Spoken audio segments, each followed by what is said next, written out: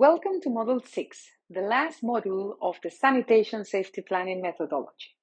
My name is Leonela Barreto-Dillon, and I will be your guide in this module called Develop Supporting Programs and Review Plans. In this module, we will answer the questions: how should SSP be supported, and how can we adapt to changes? Module 6 supports embedding SSP in the day-to-day operations of a local authority and ensuring the engagement of stakeholders such as service providers, the private sector, decision makers, and academics. This module also shows how SSP teams use SSP experience to inform evidence-based policy, planning, and regulation at the national level. In this module, you will learn how to identify and implement supporting programs and periodically review and update the SSP outputs.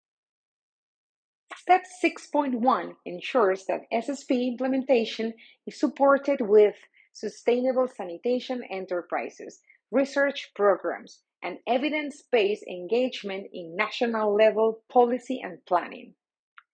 Supporting programs cover a range of activities and partnerships that enable the implementation of the incremental improvements identified.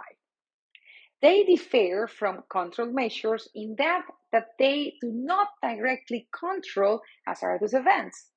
However, they support the adaptation, development, and take-up of control measures selected in Module 4. Supporting programs may include the following: sanitation service provided support, including formalization of informal service providers, equity contribution or grants, assistance in obtaining equipment and capital, advanced purchase agreements, training in business and technical skills, and formation of association of service providers to facilitate dialogue between the service providers and the authorities.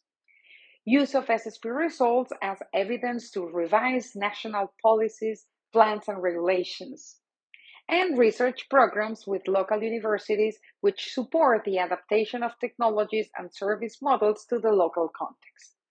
Research programs can also fill knowledge gaps such as current and future impacts of climate change in the local area.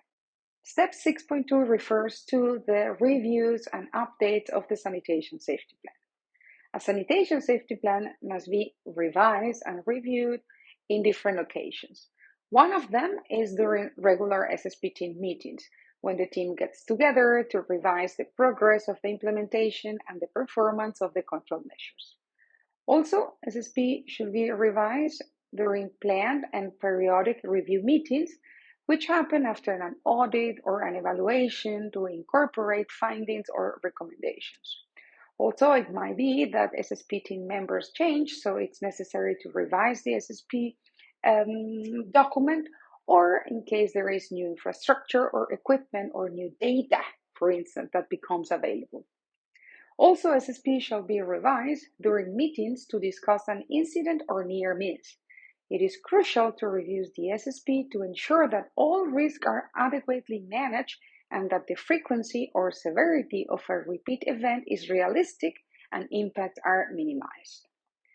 All this should inform us about new or emerging hazards and hazardous events.